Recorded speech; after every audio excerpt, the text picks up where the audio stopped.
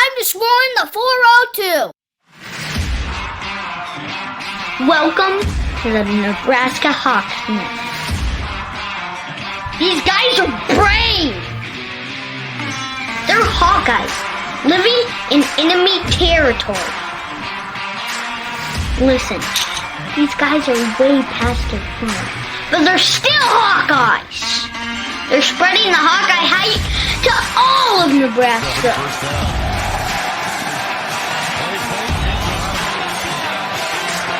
The frost advisory is canceled. Cornhuskers, more like corn suckers. Are you ready for this podcast? Let's go Hawks!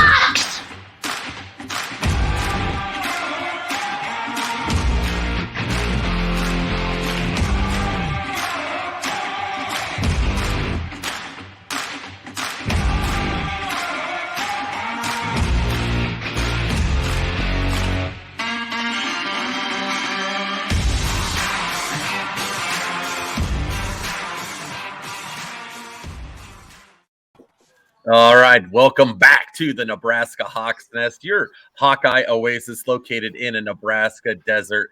We're coming fresh off the 7th year in a row, knocking off the Nebraska Cornhuskers in the Heroes game. Jerry and I are feeling good. We're feeling like winners. So you know what? We're feeling like winners. We want to hang out with the winner. So we called up our friend Zach McCabe, former Iowa Hawkeye basketball star. Zach, what is going on with that beautiful beard, man? Oh man, not much. I just trimmed it just for this, so we're good. You're treating us way more special than we deserve. I'm telling you that right yeah. now. So. I don't even put on deodorant for this show, so. So Zach, you're a Sioux City guy, right on the other side of the Missouri. Tell us your thoughts after the Hawkeye victory, and then and then getting into the Big Ten championship game, man. How's it making you feel? Oh man, it's pretty exciting actually. Just for them to get in, and yeah, there you go, right there. I might need that. Yeah. But I was sweating for the first 3 quarters there. Yeah. Jeez. We, if you get that belt, Adam might be open to, let you carry it around for a day if you want. If you got any Husker friends there in the Sioux City Metro that you want to kind of gloat with a little bit. Yeah, there is a lot of Husker fans here, so I might need to do that. Yeah. We could arrange something. I could stop by at a delicious local Jimmy John's in the area and have a sandwich and stop out and say hi. Yeah, exactly. With the McCabe family ownership of all the multiple Jimmy Johns all around the area, that's you might have a hard time trying to figure out which one Zach's at, though. Yeah. Well, I'm just gonna have to eat my way all the way till when I find him. Then, so that's that. I'm gonna say right now that bread's the best. That bread's the best. But if you don't have strong teeth, it's gonna give you troubles. But it is amazing. Hey, we don't have fake stuff like Subway, so there you go. Yeah. Well, go ahead, Jerry. So, Zach, go ahead and start us out at the beginning, man. You were a two-sport superstar at Sioux City Heelan in Sioux City. What was it that fueled your sports growing up and, your interest in football and basketball? And then take us into the recruiting then and what drove you to ultimately choose basketball and go to the University of Iowa? It's kind of a very widespread question, but feel free to take it and run. I always grew up with sports. My dad played football at Morningside in Sioux City. Had a bunch of uncles that played football. Not sure where basketball came from. That was just kind of my sport and really liked it. And in high school, I wasn't really much into football that much. I was more into basketball, and I had the pleasure of handing off to Brandon Wager a lot. So made my job a little bit easier there in high school. But kind of towards the end, I just felt like basketball was my sport, and I was always a big Iowa fan growing up. So when they offered me, that was kind of where I wanted to go right away. So. And so, Adam, take this. He talks about how he focused on basketball, and he kind of was passive about his football. But as a 3-year starting quarterback, 35-4 at Sioux City Heelan, and state football title junior year runner-up as a sophomore, single game and single season passing records your senior year. I mean, you're bypassing this, and I mean, you're putting up numbers that most people that peak in high school would have dreamt of. And you're a basketball player, man. 465 yards passing in one game. Just side hobby. That's all it was. Yeah, they let us my senior year. They finally just like letting us throw it around. So there we go. It was you know, your size, I kind of thought maybe it was a Brandon Sheriff at in high school thing where they just kind of wildcat hiked it to him. He just ran everybody over, man. You were airing it out, 2,461 yards for the season, man. Those are some high school stats. Yeah. So yeah, anyway, I could play. I could tell you, I did. I could play football. So Zach, you had some football opportunities too coming out. I think Central Florida had some interest in you, and tell us a little bit about the football opportunities you had as well. It was South Florida, and actually, Jim Levitt. He was the head coach at South Florida at the time. He was a defensive coordinator when my dad was playing at Morningside. So we had the kind of connection there. They always kind of kept in touch, and one time we went down there. I was actually with AJ Derby one time. Actually, so when we were playing basketball, we went down and visited, and he was like, "If you guys are ever interested," he's like, "there's always a scholarship for you guys here." So just kind of for him to kind of reach out and do that, and just off my dad, basically, he's throwing that off on a whim. So, but I mean, it could have been a good opportunity maybe to play football, but I just chose basketball though. So with the Morningside and the Heelan, you mentioned Brandon Wegger. He's been pretty outspoken on social media about the state of Sioux City Heelan football. Oh yeah. I mean, are these? I realize they're maybe not having the success they used to be. I mean, are you on this train? Is this kind of a movement that started, or is Brandon kind of going rogue here with some of his opinions? I think he's kind of going the right direction. It's kind of people have been kind of hush hush about it, but it's kind of disappointing to see the direction that they're going, and kind of some of the parents involved and stuff like that. Just kids aren't working hard like they used to, and so I mean, for him to kind of put himself out there like that, I actually supported him on there. I kind of put some comments on the bottom. So, but I mean, he's right, and hopefully someday somebody could turn it around. So. We'll see. What's he up to now? Because he had one of the best freshman seasons that an Iowa football player's ever had. I think did he get the Orange Bowl MVP or one of the? No, that was Adrian. Yeah, Adrian got the MVP, but he got some of the ceiling runs there at the end to seal the game. I thought he got like some sort of award for that game. I can't remember what it was. But yeah, Adrian got. Yeah, but what's Brandon up to these days? He's in Sioux City. His dad owns a construction company. He's actually just started his own. So he's in a partnership with 3 other guys. And actually where I lived and grew up, that's his dad built a lot of those houses out there. So he's starting to do that and kind of starting his own construction company basically. So, Yeah. Cool. Well, good deal. Well, we'll get back onto the Zach McCabe show here. Sorry about that. We got a little distracted. But what was it that drove your decision then, Zach, to go to Iowa? I mean, what was your recruitment? Who else was in the picture? And then ultimately what made you decide? Because that was about the same time. You would have been one of Fran's first recruits, wouldn't you? Yeah. Actually, I was at state basketball is when Licklider got fired. So they recruited me, Licklider did, and their staff. And then was kind of looking at other options after that happened. And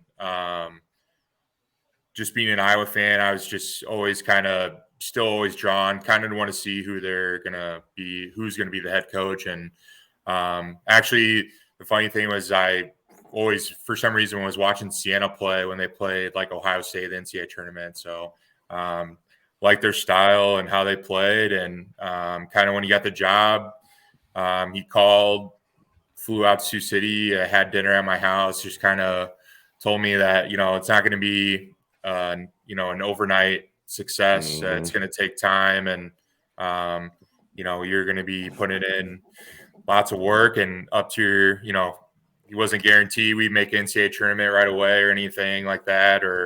But he said that he'll always give an opportunity and stuff. And, I loved Iowa City and just fell in love with their campus and stuff too. And I don't know, I just being an Iowa fan, I just felt like I always like, just always winning in high school and stuff like that. It was just kind of, wanted to change stuff, kind of the culture and stuff at Iowa. So that's kind of usually recruits kind of don't usually do that type of stuff. So usually they want to go to a winning program, can go to NCAA tournament every year, but Yeah. kind of wanted to do a different route, and that's what I chose. So, well, Zach, I gotta say that's just like the truest essence of what a Hawkeye really is, and that's one thing that I'm going to go on a slight rant here, not too quick. You get so frustrated with these recruits that come out anymore, and it's been going on for a long time. Let's take the easy road and go to like a top tier blue blood program and step right into it instead of making a name for yourself. Leaving a lasting legacy at a school. And you and Gazelle and Woodbury, what they call the Sioux Crew, are really held responsible for turning the tide for Iowa basketball, because there were some dark days there for a while where things weren't going really well. Tell us about some of the conversations you had with those guys from the Sioux City area, and what your relationship was like with those guys, and what it was like being able to put Iowa basketball on the right track again. I knew Mike and Woody for a pretty long time. Played basketball against them for a while, and they were always playing up when we played in Sioux City. And I don't know, when they were looking at colleges, I always chirped in their ear a lot, and just told them that, we're trying to do something special here, and, having you guys come along, you could be just as important as, anybody else here. They had an opportunity to play right away. Woody obviously had North Carolina on him pretty hard, and just told, had him on their visits and told Woody, he could be just another guy at North Carolina, or he could be, somebody that, changed kind of how Iowa basketball is at Iowa. And, Mike was looking at Nebraska really hard, and, told Mike, you want us to kick your butt every year, or you want to come play with us? So, he was on board too. And, it was just get those guys come on and kind of, follow what we're trying to do is pretty cool. So, hey, Zach, how on that note, how important your running mate at Heelan, Brennan Kugill, ended up at Iowa for a year before he transferred on, and he left his mark in the record books up at Green Bay. But did that enter into your decision at all, or? Oh yeah, it did. He was a big Iowa fan too, and we talked a little bit here and there, just asked him how things were going, and him going there, just kind of seeing how stuff was going too, kind of helped out my decision a little bit. So, also just, I wanted my parents to see me play, and my dad's a big Iowa fan too. And my whole family's Iowa fans, except one of my uncles is an Iowa State fan. So, but yeah. So we don't talk about him, but we don't talk about that. We refer to it as Ames Community College, but go on. Well, good deal. So, I guess on the last thing about your recruitment then too was, what were your impressions? We see a lot of outside view, but when you had your interactions with Licklider, and the styles between he and McCaffrey couldn't be more different. McCaffrey's run and gun, high tempo. Licklider was what they called the Butler way back in the day. Yeah. What were your impressions and thoughts under Licklider versus the style then that you got presented and ultimately brought you to Iowa? I also, interestingly, was recruited by Butler pretty hard. So, I obviously kind of played their style of basketball, and, it was slow tempo and stuff. And, but from what I saw too, they try to get up and down the court a little bit, but, it is night and day, basically, kind of, compared to what I was ready to, what Licklider was doing, and then what McCaffrey ended up doing. We got the ball out. Fran stresses getting the ball, getting it going, making good decisions, stuff like that. So typically I was the guy making sure we got the ball out of bounds, got it out fast. And a lot of the teams we play, they try to slow us down. I can remember like Michigan State, or like those guys just kept hitting the ball out of bounds, so we couldn't get the ball pushed up the court. So anytime that they were doing that, I knew we were doing our job. So, but we also did with McCaffrey, did half court stuff. I mean, ran plays and, he kind of mixed it up here and there just to give, guys comfort level on stuff like that. So. All right. Well, Zach, I spent a little bit of time living in Sioux City. In my opinion, it's one of the most underrated cities in the state of Iowa. I really enjoyed it there. I think there's a lot of fun things to do there. It just has a lot to offer. So, Zach, Jerry and I roll into town. It's a Friday night. You're going to show us a good time. Where's the best place you're going to take us to eat other than Jimmy John's, and your favorite place to grab a cold one? Favorite place probably to eat. Diving Elk. It's kind of some people in town started it. It's a pretty good place on 4th Street. Okay. Like going there. Family goes there. They have good drinks and stuff like that. Good food. If you want to get, usually I like to go to a Hawkeye bar. It's called Marty's. Okay. So I like going there, watching the games. It's kind of hometown-y, stuff like that. So a lot of people just like watching the game and drinking beer, and so good time. All right, Jerry. Oh, come on. Put that on the list, Jerry. We need to stop at Marty's. I like going to Miles Inn too. That's what I was getting at Yes. right there. The Schooner and the Charlie Boy. You got to throw the Miles in there. So, in fact, I'm not trying to take it down, but you go to Okoboji and their Miles Inn is not the historic. It's nice. It's a good place. Don't get me wrong. But when you go to the Miles in Sioux City, it's the atmosphere. That's the Miles Inn.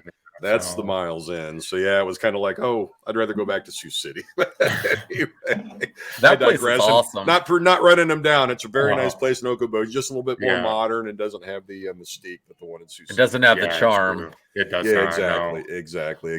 But you got the full Hawkeye logo in Sioux City right above the bar. You can get your Charlie Boys and your Schooner or whatever, and it's a nice time. You leave. That's the life right there. So. So anyway, so you get to Iowa, and you're an incoming freshman, with a couple guys named Devin Marble and Melson Basabi. You guys were learning the ropes, but take us through what was your welcome to the Big Ten moment, and what was that learning curve like going from 3A Iowa basketball to the big stage in the Big Ten? To say it was tough was an understatement. It was tough. Just kind of learning the ins and outs. Having to adjust. When you're in high school, you're usually the guy that's scoring all the time, stuff like that. So just learning what your role is every game and what you're supposed to do. Never really did game scout, to be honest with you, when we were at Heelan. So, it's kind of, we knew we were the better team and we were just going to, beat you guys. So, but, we were doing game scout for Iowa, stuff like that. So, Probably my wake up moment was when we played at Michigan State.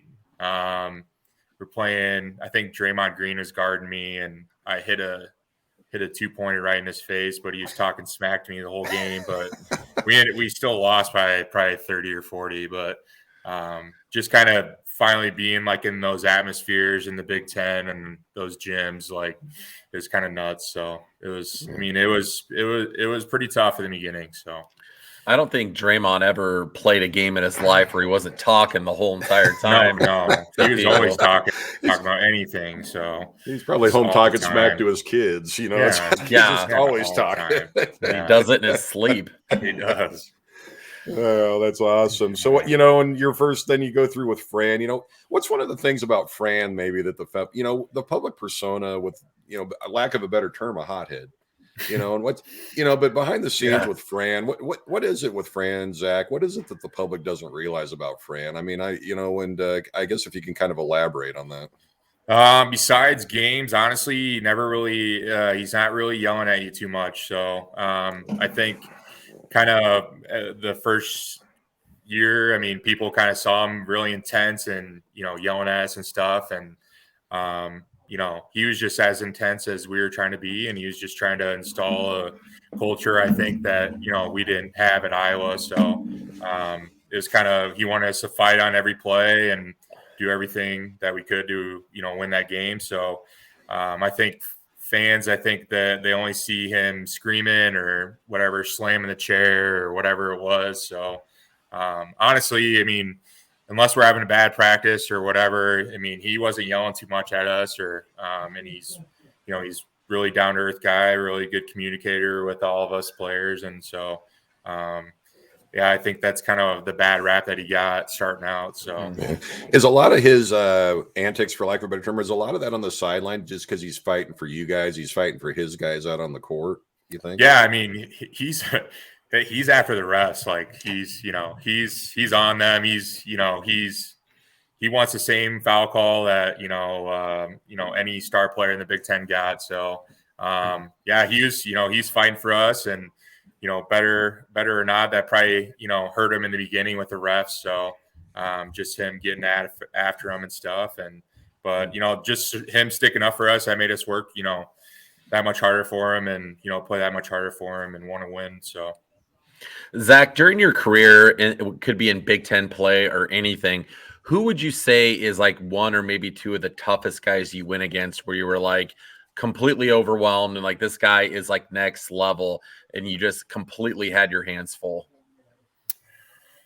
Gosh. I would say the whole Michigan team almost had like Trey Burke and Glenn Robinson Jr. and they had Nick Stauskas coming off the bench and some of those teams are just tough. And then God, I would just say this just because I had to guard him all the time. It's probably Jaron Soldier, just because he's a big body inside and he could just move his way inside and wherever he wanted to, and he got a lot of the good foul calls. So it was some of those guys. There was a lot of great players when I played, but there was a lot of good players. We always had a tough night in and out. So. But those are probably the top two for me. Just, we always had trouble with Michigan and Michigan State. And, guarding Jaron Soldier wasn't fun. So. And one of the things about your career, we could get into every year, but the whole thing was the growth that we talked about when Fran came in. And, we look at it, like your sophomore year, you guys get to the NIT. After your freshman year and that transition year, it wasn't a great year. Then you go to the NIT, and then you make it into the NIT run like your junior year, where you end up in the championship. But and you're seeing guys coming in like your sophomore year, Aaron Wyatt and Ola Shaney, future All Big Ten and sixth man of the year. And what's that? The promises that you saw coming in as a recruit, and now all of a sudden you're delivering because you're seeing these guys coming in the door. What was that like behind the scenes for you, Zach? It was pretty cool. It was just to see somebody coming in, some coach talking to you about that growth and, we're actually doing it and the type of players we're bringing in. And, every player that came in, we just try to install that mindset that, we always played as underdogs and, nothing was really given to us. So, our goal was always, as us freshmen with Devin and Basabi to make NCAA tournament. So, there was a couple games here and there our junior year. If we won, we'd been in NCAA tournament. So, but being in the NIT was pretty cool. Being Madison Square Garden, I think that just kind of gave everybody a little bit more hunger and stuff like that, just to keep building and making sure this program's going the right way. All right, Zach, you referenced hunger. Yeah. Walk with me here. Oh God, we're going to be stepping. We're stepping into a local delicious Jimmy John's location. Yeah. What's going to be Zach's first order? What sandwich is he going to be getting? My go-to is probably the Club Lulu. It's the number 16. Okay. It's like turkey bacon. So all right. Usually add some hot peppers on there. Not a big tomato guy. So okay. I'm a Bootleggers Club. I like that one. That's a good one. Jerry, what do you normally get? Oh, I'm the Country Club number 11 all the way. But after COVID wasn't kind to my weight, so I got to go with the unwich and not the bread. Yeah, there you go. Yeah, that's what I got to start doing probably too. Is start doing that, so. That's all right. You're kind of on the same level with Anger. Pat Anger kept telling us about how he kept referring to himself in a lot of those terms, and we're like, yeah, right, Pat. So right, Zach. We really believe in you. Let yourself go. But anyway, on that note, Zach, with the management group, with your family and the ownership, tell us again where all the locations are for the Jimmy John's that you guys run. We have Sioux City area. We have South Sioux City. So we have 3 stores in Sioux City, 1 in South Sioux. We're trying to open one up in Lamar's, Iowa. And then we also have Vermilion and Yankton, South Dakota. So doing a lot of that with my older sister. So we're both area managers. So a lot of driving, a lot of stuff going on. So with some real picturesque scenery on the highways there, it sounds like. So, yeah. But, the Missouri River, though, you get up to Yankton and Lewis and Clark. That's a nice area. So. Yeah, that's nice. Yeah. So when you're working in customer service, and anyone that's worked in customer service, what's the weirdest customer story that you've had from one of your Jimmy John's locations? Just a weird interaction with a customer, just a nutty person coming in that you guys have had to deal with. Probably actually we opened our Yankton location. I had to work there quite a bit. But anytime we get we had an old couple come in, and first thing they asked was, "You guys got milkshakes?" And I was just like, no, we do not. And then, then they asked for pretty much anything else. You guys got French dip sandwiches? You guys got this, that? It's like, no, like, you're trying to be nice. You're like, this is all we have. What we have is on our menu. Like, sorry, whatever. So, but we've had a bunch of those before, so it's always it's a little struggle here and there. So, but, coming in trying to order a pizza. Yeah, pizza. Have that. Yeah, we've had that happen too. one of our locations actually is by a Papa John's, so we've had. I'm here for my pizza. This is the wrong John's. Oh yeah, jeez. How many? You'd be like, how many beers have you had today? Yeah, you walk into a Jimmy John's, like, what rock have you been living under where you don't know where you're at? Sometimes, you question, but. Yeah. One of our good friends is in restaurant management as well. So our hearts go out to you, because especially in this employment environment, man, it's had to have been a lot of headaches for you trying to keep things staffed. So good on you, and keep fighting the fight there. Yeah, we've been trying. So I got to tell you, Zach, I'm going through these stats when you were at Iowa, and there was one that really stuck out to me. And so you'd played 137 consecutive games, which that was a school record. Is that still the school record? Do you know, or? I don't know. I don't think so. I think I think Aaron White actually broke it. So probably like a year or so later then. Yep. 850 plus points and 500 plus rebounds in a 4-year career. I mean, that's a solid, man. That's like double machine. I think I might have had 2 points and 1 rebound in my high school career. So anyway, and double figures 28 times. But the biggest one that stuck out to me was on November 18th. You turned 30. That made me feel really old. I was like, are you kidding me? Zach McCabe is 30 years old. I thought you just graduated a few years ago. And I'm like, man, that is not right. So belated happy birthday, Zach. Yeah, appreciate it. Thank you. You made me feel old. I ain't going to lie to you. I was like, there's no way Zach McCabe's 30 years old. Yeah, I was in a bad mood all week, and my parents were like, what's going on? I'm like, I'm turning 30. Like, this is depressing, kind of like getting old. Dirty 30. Dirty 30. So, well, we've all had milestones. Adam hit 40 this year, and I hit 50. So we're all in the same boat with you. Oh, congrats. Yeah. Old ball. Yeah, old ball. So if I can kind of one more McCaffrey question, Zach, but you were really, and I'm trying to say this in a good way, but, being Iowa fans like Adam and I have been for quite a while, one thing Fran kind of brought in, I think, was kind of that, I don't know what he's calling it, that street toughness attitude that we hadn't really seen at Iowa for quite a while. And I mean, you were really one of those guys. It's like, you know what, if you're going to mess with one of my teammates, I'm coming in here. It's like, if you don't like it, we'll meet you out in the back alley. How was it? Was that stuff that just came natural for you guys, or what? I mean, did Fran just kind of instill that kind of confidence? Was it kind of an osmosis thing? I mean, how did that come about? I don't know. I mean, when I was trying to figure out what our role, kind of what my role was, I realized it wasn't going to be the, scorer or whatever, but just kind of, that's kind of what I've always been taught, with Heelan and stuff like that. He's always stick up for your teammates and fight for them and stuff like that. So that's kind of what, I mean, that's what we were. We were kind of street fight, dogs, and, get in your face. There's a couple of times, Matt Gaines got into it with some people and, had to step in and help them out. So, but that's just kind of the mentality that we had, and we were just gonna, he did install that into us. He was fighting for us, and we just fight for him. So get stuff like that done. Did that Philly street ball attitude come across when he coached you?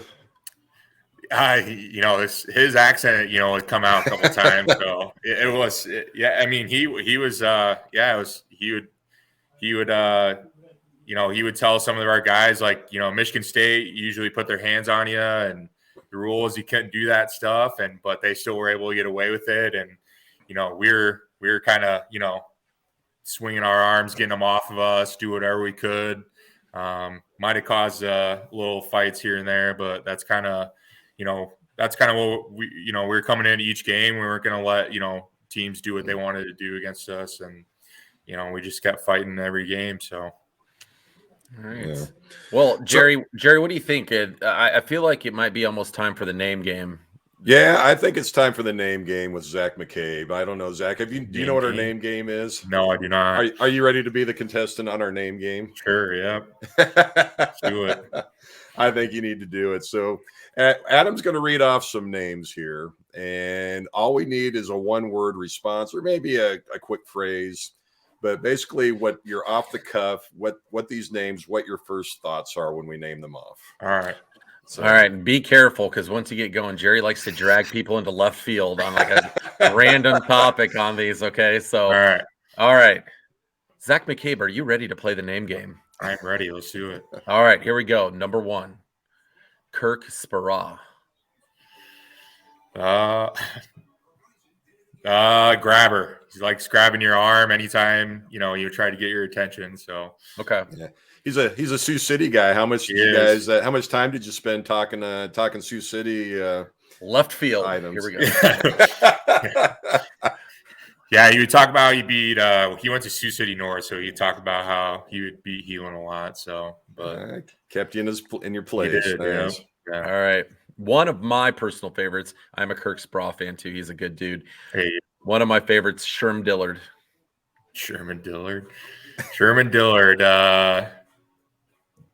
Nicest dresser you ever meet. So yeah, he's stylish. He's always looking good in his suits, and he's always got the cleanest stuff on. And yeah, he was good. He was a good dresser. So I always assume he's going to be one of those guys that's like wears like a monocle or like pulls out like a pocket watch, one of those old school like 1920s pocket watches. You know what I'm talking about? Yeah, we were in New York one time, and he pulled out these like old time, like they look like Harry Potter glasses, but he's just thought he looked so good in them. And he used to work for Nike, so he'd pull out some gear that he used to have when he was working for them. So he's looking real good. So one of my favorite Sherm Dillard stories, just real quick, was came down to see you guys down in Lincoln a few years ago, and you go down courtside early enough during the game, see you guys practicing, and he's standing there, and we're like, "Hey, Sherm," he's wearing a regular tie, not a bow tie, and it was like, "Hey, Sherm, what, what's up with the tie?"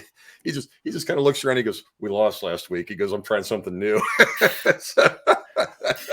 He didn't wear the bow ties when we were playing, so that was something different to see. Yeah, it was just kind of funny. It was a little superstition with him. So yeah. All right, Adam, I got us in left field again. Let's go. All right, back on track now, Zach. Yeah. Next one, Devin Marble. Nicest guy, man. He's the nicest guy I ever met, and loved playing with him. And he was a good dude to play with, and yeah, him and his family are always great people, and so he was a really nice guy. All right, one of our favorites of all time. Some fans call him the Jinja Ninja, Aaron White. Aaron White, goof. That guy's goof, man. Like, he just loved joking around all the time, and he was a good dude too. So, he's so lanky and goofy and weird. Sometimes it was funny. So, is that story about him getting locked in the gym overnight? Is that true? Yeah. Yep. So when we had the new facility, they never told us that stuff locked up. So he was in there. I think he was in there. Yeah, right at midnight, it locked up on him, and the only way he could go was to the locker room or whatever, and so he just stayed in the locker room that night. Well, I gotta say, I've been in that locker room, and it's not too bad. It's not bad, yeah. No, it's a really nice setup. Like, there's soda machines in there. Like, I couldn't believe it. I'm like, good night. You guys have like the nicest chairs. Like, that's like luxury living. If I played on the team, I'd be trying to sneak in there, like in Rudy sneaking through the window to sleep. I'd be trying to stay there every night. Yeah, they were trying to act like it was like a cold, dark dungeon or something. It was just like he probably slept on the couch that night, and it was fine. So yeah, I had a big fountain soda that he poured right next to him, and not too bad at all. All right, next one, a guy that's graced the cover of Sports Illustrated quite a few times, Jared Utoff. Jared. Love it. I can't even think. That guy he was a character. I'll just say that he's a character. So he was a good teammate too. And when he came back from Wisconsin, we just brought him in, and he was a goofy guy. He always want to play one-on-one like against you and stuff like that. It's like, Jared, we just, bro, we just got done with 3-hour practice. Like, you really want to do one-on-one right now? He's like, yeah, let's go, you and me, whatever. So he's a goofy guy too. All right, that concludes this episode of the Name Game. Zach, you win. You did wonderful. You win. Oh, thanks. You win. I did not take us so far in left field. We were out in the parking lot, and you did not say anything to be held against you at a later time. Oh, but, good. One of the things, Zach, we did want to get into a little bit more serious subject though was, and I'm not here to rehash anything, but toward the end of your career, and it's like, but toward the end of your career was really. Social media was really starting to, become the thing. You got involved in some issues toward the end. And again, we're not going to try to rehash that's all out in the media, but how difficult was that? Because social media, when it came out, things like Twitter, when it came out, it seemed so I don't want to say innocent, but kind of innocuous. And then it's like you guys were on there, and all of a sudden people, there's a couple things I guess I wanted to touch on was like, in February 14, Fran McCaffrey on his radio show, came out, and there was a caller to the show that basically busted on you. And McCaffrey was like, you know what? He's going to, at the time, he's like, his quote was, Zach's going to score 900 points, 500 rebounds. You're not going to rip the kid on my radio show.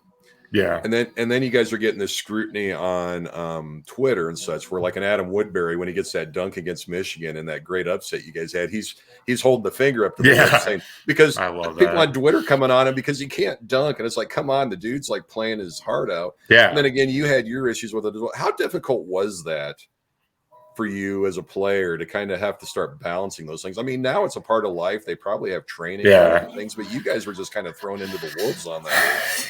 Yeah, I mean, that's something you don't really you never really get taught that type of stuff. So it was kind of a shock. I mean, kind of coming from high school, you're usually used to people praising you and giving you ultimate praise for anything. So I got on Twitter probably just for to interact with friends that I had and from high school or whatever. And sometimes you get mentions after the game, like you suck or whatever. And, you try your hardest not to say anything, but, at the end of the day, it's just kind of, it's pretty unfortunate that, people have to, hide behind stuff like that just to, try to bash somebody, do whatever. But, when Woody dunked that, when everybody's criticizing him about not being able to dunk the ball like every single time, it's just,